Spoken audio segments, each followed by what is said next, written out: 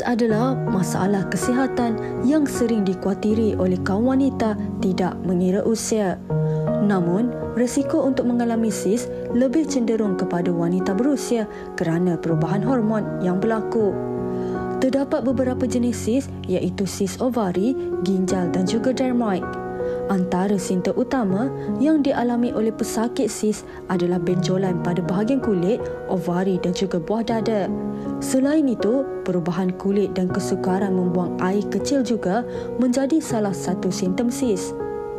Punca utama bagi masalah kesihatan ini bergantung pada jenis tempat dan benjolan berlaku. Tahukah anda, faktor keturunan dan genetik juga menjadi punca berlakunya sis pada seseorang itu. Kini di Malaysia, penyakit sis ini adalah salah satu masalah kesihatan yang sering dilaporkan. Namun dianggarkan 60% kes sis tidak disedari kerana tidak menunjukkan gejala pada tubuh badan. Oleh itu, pemeriksaan yang berkala dan pemantauan kesihatan adalah penting terutamanya bagi wanita yang berada dalam golongan usia yang lebih berisiko. Namun persoalannya, sejauh manakah pemahaman masyarakat terhadap sis dan bagaimana untuk mengatasi penyakit tersebut? Baik, itu sedikit mukadimah berkaitan dengan topik kita pada hari ini. Sis ataupun ketumbuhan yang seringkali wanita dikaitkan dengan wanita dan lazimnya berlaku ovarian cyst. Tetapi ada juga bahagian-bahagian atau organ-organ lain yang boleh kita kaitkan dengan cyst ini dan banyak yang kita nak tanyakan kepada doktor pada hari ini. Tapi sebelum itu, Farin. Baik, semalam kalau bagi mereka yang follow Instagram kami, ramai juga berkongsikan tentang pendapat ataupun NGL mereka di Instagram. Mungkin antara yang saya boleh kongsikan adalah saya dapat tahu ada sis sebab time tu tengah period pain yang sakit sangat-sangat. Tak boleh duduk atau bangun sampailah saya decide untuk buat check up dengan doktor.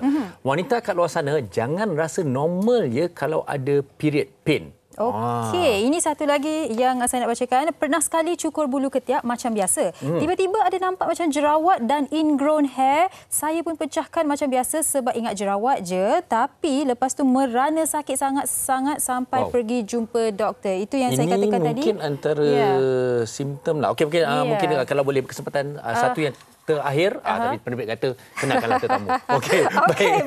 Kita bersama dengan Profesor Madya Dr. Muhammad Faizal Ahmad selaku pakar obstetrics, gynecology, reproductive dan oncofertility dari UKM Cheras. Hello, Doktor. Hello, Assalamualaikum. Kita ada banyak soalan untuk Doktor dan bertuah juga kita, Fahrin. Hari ini kita bersama dengan Puan Zarina Lubis selaku pesakit yang tadi Fahrin yang saya ada kongsikan baru saja menjalani pembedahan genap 3 minggu hari ini. 3 hari tak ada kan? Saya tersilap tadi cerita, tapi bagaimana keadaan sekarang? Bagaimana keadaan? Masih boleh berjalan tapi tak boleh buat aktiviti lasak lah. Saya tak boleh tunduk and then tak boleh drive. Dan untuk menarik perhatian para penonton, tempoh hari yang kalau kita difahamkan doktor, sisnya agak besar, sekitar 800 gram dan alhamdulillah semuanya telah berjalan dengan selamat dan kita akan terus berbincang bersama dengan tetamu kita. Tapi sebelum tu doktor, kita dah mendengar sedikit pendapat tadi daripada para penonton. Tapi untuk keterangan yang lebih lanjut, membuka perbincangan kita ni, apa itu sebenarnya sis? Okey. Terima kasih Farhin kerana sudi menjemput saya untuk sekian kalinya. So basically kalau kita cakap pasal sis ni berlaku adalah ketumbuhan di mana-mana organ dalam tubuh badan manusia lah. Kenapa sis ni dikaitkan dengan wanita? Kerana kebanyakan sis ni dia adalah disebabkan oleh respon kepada hormon estrogen. Terutama kepada breast itu payudara sebab kita ada pink Oktober kan, breast sis, kita ada ovarian sis, kita ada kidney sis dan kita juga ada stomach sis.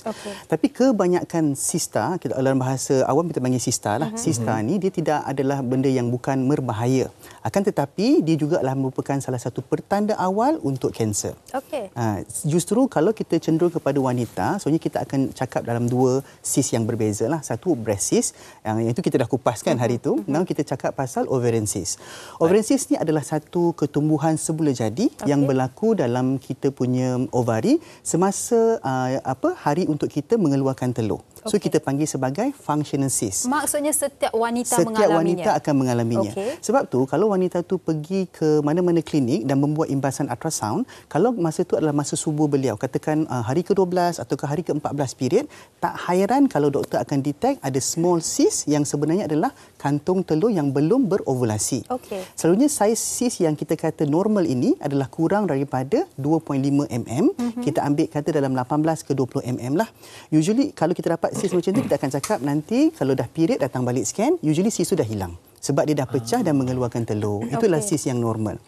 Tapi cyst yang tak normal pula adalah bila kita pergi hari-hari tertentu, cyst tu melebihi 4 cm dan cyst tu mempunyai karakteristik yang bukan seperti cecair. Dia ada macam tulang, gigi, rambut ketulan dan sebagainya. Ketulan dalam tu. Itu kita boleh detect, kita panggil dari segi dia punya gambar rajah dalam imbasan. So kalau ada kes macam ni, perkara pertama kita akan buat adalah ujian darah. Sebab kita nak tentukan sama ada cyst ini adalah kanser ataupun tidak. Sebab kita kena korelatekan dengan ujian darah lah. Walaupun kadang-kadang ujian darah tu balik sebagai bukan kanser, tetapi kalau melebihi 4 cm, kita disarankan untuk melakukan imbasan ulangan untuk melihat sama ada dia membesar ataupun tidak, atau terus membuang kalau dia memberi kesan sakit yang menjejaskan kualiti kehidupan. Kenapa 4 cm tu bila kita lompat, pergi yoga, naik tangga, turun tangga, dia akan terputar. Bila dia terputar, dia menyebabkan salur darah tak dapat tak dapat nak bagi dekat oksigen, dia menyebabkan sakit yang kuat. Kalau dia membuat pembedahan awal, dia akan boleh membuat pembedahan secara elektif di mana semua itu terkawal. Tapi kalau dia sakit sangat, dia terpaksa membuat secara emergency. Bila emergency pembedahan, kesan sampingan dan risiko pembedahan itu lebih tinggi. Wow, sangat-sangat terperinci apa yang doktor kongsikan. Ini antara yang mungkin para penonton wanita khususnya perlu beri perhatian ialah tentang mungkin sedikit pun secara tak langsung tadi kita dah tahu mungkin simptom-simptomnya. Ada jenisnya juga fungsional. Lepas ni kita dalami lagi doktor ya. Okey, baik. Puan Zairina. Okey. Tadi saya sempat berborak sedikit dengan puan. Dan saya bertanya, puan, saya lihat gambar ketumbuhan sis puan tu besar. Saya macam wow, okey. Dan doktor katakan beratnya adalah 800 gram. Bagaimana ini terjadi? Adakah puan memang tak sedar selama ini dan tiba-tiba bila dah sedar sakit sangat dan terpaksa menjalani pembedahan? Apa yang sebenarnya berlaku? Dia macam yang Farin ada baca. Saya ada period pain. Kira every month saya akan ada datang period pain tu. Sampai saya drive pergi kerja 2 jam daripada Semenyih, office I sebelah je, KPMG. So 2 jam and then memang saya kena ambil MC. Kalau tidak, period pain tu memang I tak boleh drive lah. Maksudnya sakit setiap bulan bila nak period tu akan ambil MC lah. Mesti ambil MC. Saya jadi soalan orang lelaki ni, period pain sungguh sama? Sama. Sorry. Nak rasa tu. So starting actually dah 2015 kot. That time I rasa terganggu lah bila setiap bulan tu datang dan sakit. Starting 2021 I mula kaki I sakit. And then sebelum I operation, belah kanan I ni I tak boleh movement sangat, dia sakit dekat perut ni. Kan. So, dah besar sangat ke kan. Tapi last year tahun 2022 akhir tahun, so saya ada buat check up. Saya dah buat check up and then doktor, wow, besar. That time baru saya tahu benda tu besar. Kira saya memang sedang lambat lah. Sejujurnya sebelum tu tak pernah buat pemeriksaan? Tak pernah buat pun kan. Sebab kita anggap perempuan kan, senggugut perkara biasa. Tapi sebenarnya bila ada senggut tu kena check lah. Saya kira dah lewat dah kira tu. And then check bila dah besar sangat, tahun 2002 I pergi sepatutnya I ada buat operation. Tapi I rasa tak serasi dengan doktor tu macam I tak nak buat lah. Tunggu dululah kan. Bila doktor dah check, dah stopkan my period 3 bulan, I pun tak pergi. So I buat macam biasalah. Dah tak sakit dah period kan. Starting tahun ni bulan 8 sakit balik. And then I punya period tak teratur. Kadang-kadang bleeding. Bleeding. So I memang dah takut sangat. I pergi dekat klinik dekat Eco-Majestic. Klinik anak and then dia kata dah teruk sangat besar ni. I terus refer dengan doktor. You nak pergi mana? I cakap HUKM. Sebab kawan I ada, dia kata HUKM banyak pakar. So dia kata I refer dengan Prof Faizal. Terus pergi klinik Prof Faizal minggu depan tu Prof dah di-explain semua. Sampai bila you nak simpan harta karun dalam ni, dia kata kan. So, kena buat juga. Jangan bagi asal. That time memang I takut lah. Bila doktor kata kena operate macam ni perut I dengan saiz 18 cm doktor ya. Yes. 18 cm. Lebih sikit daripada pembaris pendek. Panjang juga tu. And then fibroid saya 8 cm. Banyak-banyak ada kecil lagi lah kan. So hati memang sedih lah. Sebenarnya memang sentiasa ada. Kan? Tapi apa yang boleh saya ulas sebenarnya, ini pesakit yang nakal ni. Kalau kita dengar beliau dari 2015. Dia bukan nakal. Dia ada satu perasaan anxiety. Yes. Bila kita terangkan mengenai apakah kemungkinan komplikasi pembedahan. Itu yang masalah dia. Tapi itu yang dialami ramai wanita. Ramai wanita. Sebab bila kita jumpa dengan pakar, macam dia jumpa dengan pakar tu mungkin dari segi sudut teorinya betul. Ada komplikasi pembedahan. Tapi untuk memahamkan kepada pesakit dan memahamkan kepada pasangan, dia akan menyebabkan pesakit itu rasa macam was-was. Kalau aku buat, even kan masa nak buat operation, hari nak operation tu, dia cakap kat saya, doktor betul ke tindakan saya ni? Jadi saya kata, don't worry, we are in good hand. Allah ada dengan kita. That's why bila saya buka tu, operation tu memang dipermudahkan, tapi dia bukan benda yang straightforward. Dia punya ovari tu sangat besar dekat kawasan atas, 18 cm bayangkan, dan juga dia punya rahim dia pun sangat besar, dan rahim dia ada beberapa ketulan fibroid yang kita keluarkan. Yang ini gambarnya kita dah kaburkan sikit doktor kan. Ini dia punya cyst dia. Okey doktor, daripada apa yang puan kongsikan tadi, saya ada dua soalan. Satu, kaitkan bagaimana senggugut itu menjadi petanda seseorang itu ada cyst, dan keduanya, adakah cyst itu akan membesar? Yes. Dua soalan doktor. Okey. Soalan yang pertama, senggugut kadang-kadang dia tidak berkaitan langsung dengan pembentukan cyst. Tetapi kadang-kadang kalau kita dah ada cyst yang dalam ovari kita, bila kita period, kita akan ada satu peristalsis dekat kawasan uterus di mana dia nak memerahkan darah haid itu untuk keluarkan. So dia akan secara langsung akan menyebabkan peristalsis itu berlaku dekat cyst juga. So apa yang berlaku macam tu, dia akan menyebabkan kesakitan di dalam perut ketika mengalami haid. That's why bila ada macam tu, dia akan menyebabkan wanita tu akan pergi dan cek, rupanya ada cyst. Ada juga dalam 40 ke 50% pesakit yang ada senggugut, bila kita scan tak ada cyst. Dia lebih kepada hormon itu sendiri yang menyebabkan kesakitan. Okey, nombor 2 tadi soalan apa? Kaitan sama ada cyst tu akan membesar. Okey, membesar. 30%, 30%, 30%. So 30% cyst tu akan hilang lepas kita scan balik dalam 2 ke 3 bulan sebab dia adalah functional cyst. 30% lagi dia akan saiz yang sama disebabkan kita panggil retention cyst ataupun cyst hentian yang tidak akan membesar ataupun mengecut. Dan yang ketiga adalah cyst yang ada tindak balas membesar disebabkan oleh rangsangan hormon. Untuk Puan Zurina, saya rasa cyst dia membesar disebabkan rangsangan hormon juga, disebabkan cyst dia sangat besar dan kandungan cyst tu asyik mengeluarkan cecair yang banyak, mungkin disebabkan oleh haid dia menyebabkan berlakunya pengaliran darah ke dalam cyst tersebut. Itu yang menjadikan dia lebih besar. Lebih sakit. So dia kata setiap kali period je dia tak boleh pergi kerja. Itu tak baguslah, nanti orang kata kita malas pula kan. So that's why saya cakap dekat dia, Puan, lepas ni buang cyst, next adalah saya nak tolong dia untuk mendapatkan cahaya mata. Nice. Senyuman tu nampak besar. Cuma itu yang menjadi, saya kata nakal tu pasal apa tahu? Kerana lazimnya kalau wanita ni senggugut dan sebagainya, dia akan biar. Dia rasa benda itu adalah normal dan sebagainya. Sehinggalah hampir 10 tahun kemudian. Kan? Okey. Tapi ini antara kita boleh kongsikan juga, ada berkaitannya tentang masalah datang bulan ni. Okey, Safikah Nayan ni, beliau berkata start umur 20 tahun selepas kahwin, period saya setahun jalan 2-3 kali sahaja. Kali itu pun selang berbulan-bulan. Pergi klinik swasta, scan dah buat, dok cakap tak ada apa, cuma hormon. Sekarang umur 28 tahun. Jadi macam mana kita nak ulas tentang mungkin datang bulan yang jarang-jarang, berjarak dan sebagainya, dan tidak ada apa-apa masalah? Ini soalan bersifat konsultasi sebenarnya. Okey. Tapi tak apa. Okey, kalau kita tengok dari segi kedatangan haid kita, dia kadang-kadang tak berkaitan langsung dengan kita punya ovulasi dalam ovari. Sebab tu kebanyakan pesakit kita yang sebenarnya dia akan cakap, doktor lepas kahwin je period saya tak teratur. Sebab apa? Sebab hormon gembira tu banyak. Dah ada pasangan, kita makan lebih sikit kan. Mungkin kita punya tidur pun terganggu dan sebagainya. So, that's why tak hairan bila kita first 6 months to 1 year period kita tak teratur. Tapi selalunya disebabkan oleh hormon. Bila kita dah buat pemeriksaan fizikal, ambil darah dan sebagainya, tak ada apa-apa.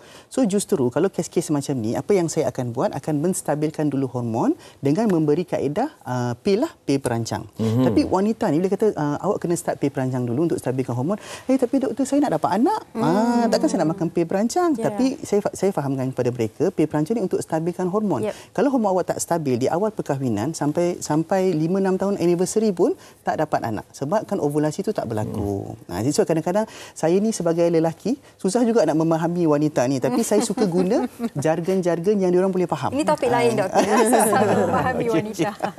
Okey, saya mungkin nak tanya soalan daripada Puan dulu. Okey, setelah Sugi ada soalan untuk doktor, tapi kita nak dengar sikit daripada Puan dulu.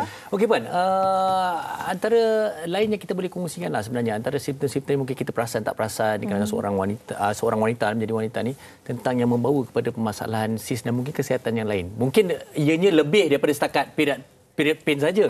Mungkin ada sakit kepala ke, tadi kaki katanya pinggang. Sebab I memang kerja travel jauh. So I ingatkan sebab I drive lama kan, tapi bila dah buang ni dah tak ada dah sakit. Betul beza rasanya? Yes, beza. And then I mula sakit dekat area sini lah. Yang doktor kata 18 cm tu memang belah kanan yang dah dibuang. Movement I pun tak macam I cepat letih kan. Tapi after lepas buat operation ni, perut I memang rasa... So 3 minggu ni dapatlah rasa perbezaan. Rasa perbezaan lah. Kempis. Tumit I memang hilang lah rasa sakit tu. Kan. So I cakap, mak, hilang mak rasa sakit ni. Sebab tu dah lama dah mak cakap dah buat sebelum ni kan. Sejujurnya menyesal tak buat lambat ni. Macam doktor kata, anxiety. Memang I takut. Memang I takut. Jarum pun I takut. Faham. Tapi tak berbaloi lah anxiety tu. Bila dah rasa perubahannya sekarang kan. Okey, baik. Doktor, mungkin ramai dalam kalangan mereka yang sedang menonton pun ada soalan di mana, apa antara simptom-simptom ni? Mungkin saya tak ada segugut, tapi mungkin sewaktu period ada bau, period saya, darah haid saya ni ada bau yang sedikit luar biasa, ataupun sakit dekat breast saya ke, dekat ketiak ke, bagaimana untuk kita kenal pasti? Ni ada berkaitan dengan kalau datang bulan tu ada bau yang tidak menyenangkan. Okey. Dia macam ni tau. Kalau kita nak kaitkan sis dengan keadaan datang bulan, macam saya cakap, dia tidak berkadar langsung. Bagi kita cakap dari segi bauan, warna datang haid. Ada patient saya tag saya, darah saya hitam sikit, semalam tu pink sikit. So kita tak ada apa-apa perbezaan kerana haid itu adalah dinding rahim yang luruh daripada kita punya uterus ataupun rahim lah. So selalunya bau-bauan ini disebabkan oleh mungkin kita punya bakteria flora dekat vagina tu ada perubahan ketika kita datang haid. Tapi itu tidak membahayakan kita. That's why saya nak cakap kat sini, kebanyakan pesakit kita dia peka dengan karakteristik dia punya benda, bau, warna dan sebagainya. Tapi simptom untuk kanser sebenarnya dia tak akan rasa apa-apa. So bau dan warna tidak mencerminkan keradangan tersebut. That's why macam saya cakap, flora sahaja, flora bakteria daripada vagina berubah, kita akan bau tengik sikit. Kadang-kadang kita untuk bulan tu kita rasa kita stres sikit, flora kita berubah, kita akan jadi warna lain sikit. So benda-benda tu disebabkan oleh kita punya persekitaran. Dia bukan disebabkan oleh organ dalaman kita. Sakit breast ataupun sakit di bahagian ketiak kerana saraf di bahagian payudara dan juga axillary ni ataupun ketiak ni dia bersambung. Sebab tu kalau kita buat breast cancer punya operation, kita akan clearkan daripada breast sampai ke ketiak. Sebab dia ada penyambungan saraf dan juga kita panggil akar-akar limfa dekat kawasan situ. So selalunya bila kita nak datang haid, kita akan ada ovulasi, itu yang menyebabkan kesakitan dekat saraf di situ dan dia akan ada reflection dekat breast. That's why saya cakap kat pesakit, dah rasa sakit breast, itu dia nak ovulasi lah tu saya cakap. Tapi kesakitan breast dan juga ketiak dia tak ada kaitan dengan kanser. To be honest, ovarian cancer dia tak ada kaedah saringan. Tak ada. Sebabkan kita tengok kalau kanser rahim, kita boleh scan nampak dinding rahim tu tebal ataupun period tu sangat banyak. Kalau pangkar rahim, kita buat pap smear. Ovari tak ada kaedah saringan. Sebab tu kebanyakan orang datang lambat. Sebab tu bila dia cakap dah 10 tahun, saya dah risau dah. Kalau kanser ni macam mana, nak kena kemoterapi lagi, radioterapi dan sebagainya kan. Tapi dia hanya akan datang satu sis membesar ataupun sifat ovari kanser tu dah mengeluarkan air menyebabkan dia tak boleh bernafas. Baru dia datang. Sebab tu kalau kita kata semua wanita digalakkan pergi saringan setiap tahun kan. Jarang orang akan buat. Sebab satu, dia orang rasa tak sakit apa-apa. Nombor dua, untuk bagi saringan, kadang-kadang kita scan dekat atas perut. Tapi sometimes kita scan kat vagina. Lecehnya nak scan kat vagina, dia orang cakap. Tapi itulah sebenarnya cara untuk kita buat penyaringan bagi kehidupan yang lebih bagus. Tapi ovarian cyst ni memang tak ada cara saringan yang berkesan. Sebab tu saranan saya, kalau rasa sakit-sakit, pergi buat penyaringan, ataupun kalau ada sejarah keluarga yang ada cyst ataupun ovarian cancer, buatlah setiap tahun ujian darah untuk cek sama ada markers of cancer ataupun tidak, dan saringan imbasan ultrasound. Itu yang paling asas lah. Ya, paling dan asas. doktor, seringkali bila berkaitan dengan kesihatan, kita kaitkannya dengan lifestyle seseorang. Makanan kita terutamanya. Adakah itu juga menjadi punca seseorang mendapat mungkin berdasarkan cyst? perbincangan kes anda berdua ni kan. Mungkin Puan nak kongsikan dahulu. Okey. Ke doktor? Puan? Boleh buat Puan dulu. Bila dah tahu ada cyst, ada tak tukar apa makanan tu? Of course. Bila dah tahu ada mungkin terfikir kan punca apa dan sebagainya. Bila ada cyst tu, saya pun ambil lah suplemen yang boleh mengecutkan everything tu. Nampak muka saya bersalah. Memang betul kan. Tapi tak jalan. Okey, minta maaf. Ini mana saya betulkan pemahaman ni, di mana kita dah dapat tahu ada cyst. Kemudian kita cubalah rawatan alternatif lah, ada herba dan sebagainya lah. Okey, boleh sambung. So, I adalah makan something ni. Kita tengok kat TikTok, semua tu kan. Tapi tak jalan dekat diri I, and then I tumpah darah. That time. So, memang bukan kata 100% tak boleh. Tapi I tak sure lah, dengan badan I memang tak boleh. So, saya cakap doktor pun marah.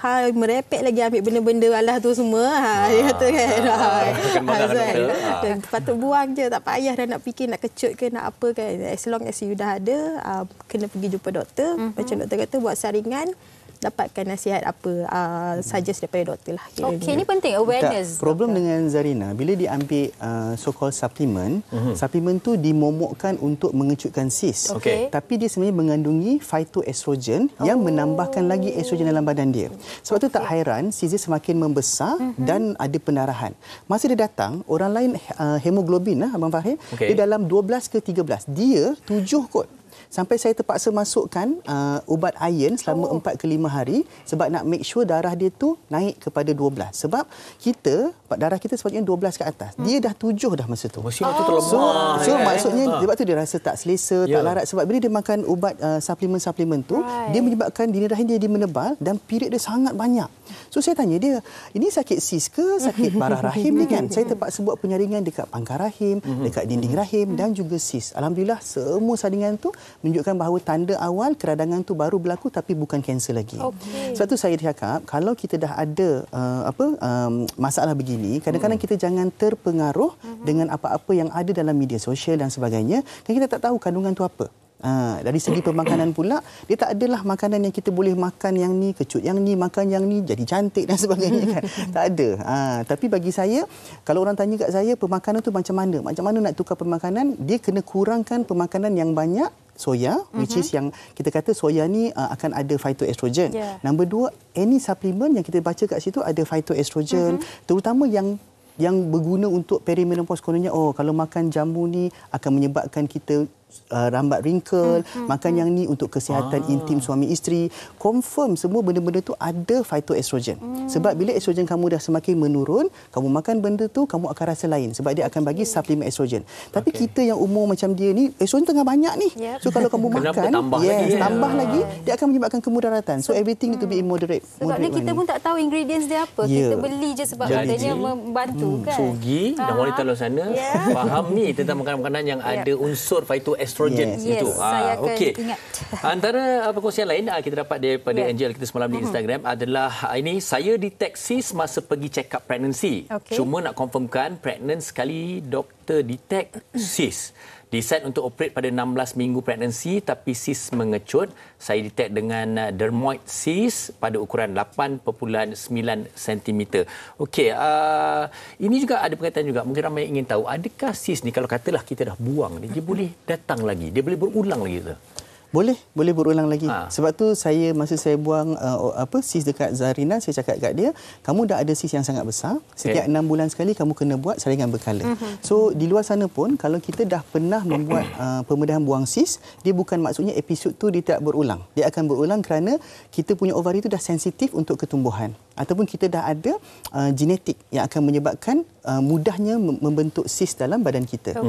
Sebab tu memang dia bukan episod one touch and go lah. Dia kena ada pemantauan yang semasa ke semasa lah. Ya, betul. Baik, Puan Zairina mungkin boleh kongsikan selepas pembedahan ini, mungkin sebelum itu pun dah ada pengubahsuaian dari sudut dari segi gaya hidup, dan sekarang apakah inisiatif yang diambil ataupun nasihat doktor bagi Puan sendiri? Macam doktor kata, dia ada perancangan lah untuk saya dapatkan baby IVF kan. So Alhamdulillah. macam biasalah, saya sihat ni kena BMI semua apa semualah. So actually dari dulu pun saya memang aktif, tapi tak tahulah kenapa payah sangat nak turun berat badan kan.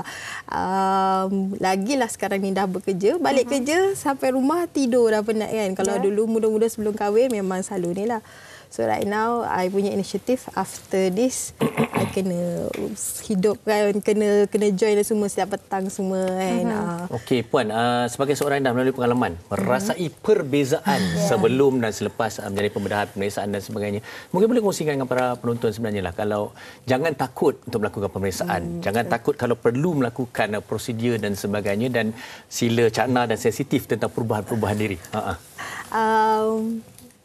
First of all, you tahu diri, semua masing-masing tahu tentang diri sendiri macam mana. Kalau dah rasa pain tu teruk, jangan tunggu macam saya dah terlalu sakit sampai tumit semua, sampai I nak movement semua tak boleh, pergi check. Otherwise ada ke tak ada, pergi dekat sekarang ni klinik mana-mana ada. Boleh pergi HUKM ada, klinik pun ada. Klinik Dr. Prof Faizal pun ada kan. Klinik ASN dekat Ceras kan. Boleh pergi dapatkan advice. Kalau you rasa you tak serasi dengan klinik ni, tak boleh dapat get information yang you rasa macam tak clear lah doktor ni, I rasa tak ni, pergi kat tempat lain sebab banyak sangat. So you kena check, and then bila you dah buang ni, you akan rasa lain betul. Sihat. And then I rasa walaupun baru 3 minggu hilang sakit tumit tu, I dah rasa happy. Siap boleh datang wanita hari ini lagi.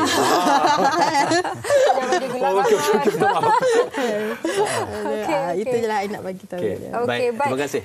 Dan doktor, mungkin di penghujung ini banyak yang doktor dah terangkan, dan saya pasti mereka yang sedang menonton sekarang ini selama ini mungkin ada masalah ni. Selepas ni mereka akan berjumpa dengan doktor, mendapatkan nasihat. Tapi nasihat doktor sendiri bagi mereka yang masih lagi takut, anxious, tak pasti dan sebagainya, silakan. So nasihat saya sebagai pakar wanita, saya tahu di luar sana tu kebanyakan wanita bersifat ingin tahu mengenai kesihatan dan kadang-kadang takut untuk mengetahui. Tapi nasihat saya di kedewasaan usia ini kena ambil cakna mengenai kesihatan diri sendiri, dan juga kalau macam Darina cakap tadi, jumpalah doktor yang boleh memberi maklumat yang betul. Jangan mengambil remeh dengan melihat isu-isu semasa dan juga media sosial, dan jangan cuba ubat-ubat yang langsung kita tak mengetahui bahan-bahannya. Sebab saya dapati sekarang ni kebanyakan pesakit yang datang lambat, dia sudah ada banyak konsultasi dengan orang yang bukan doktor ataupun doktor yang bukan pakar tapi merupakan doktor yang berpengaruh dalam media sosial. Itu kita nampak dia punya trend kat situ. Sayangi kesihatan anda, dan kerana mencegah lebih baik daripada mengubati. Setuju sangat. Boleh kita tengok rujuk doktor TikTok, doktor Google, doktor apa, tapi yang doktor yang betul tu juga kita kena pergi. Ya, setuju. Apa pun, terima kasih banyak-banyak Profesor Madya Dr. Muhammad Faizal Ahmad dan juga Puan Zairina. Jaga diri, jaga kesihatan, kita semoga terus kekal sihat. Terima kasih kerana bersama dengan kita. Dan ya Faris, sebenarnya saya ada banyak lagi soalan bersama dengan doktor, tapi mungkin tak sempatlah hari ini. Pasti konsultasi dengan doktor.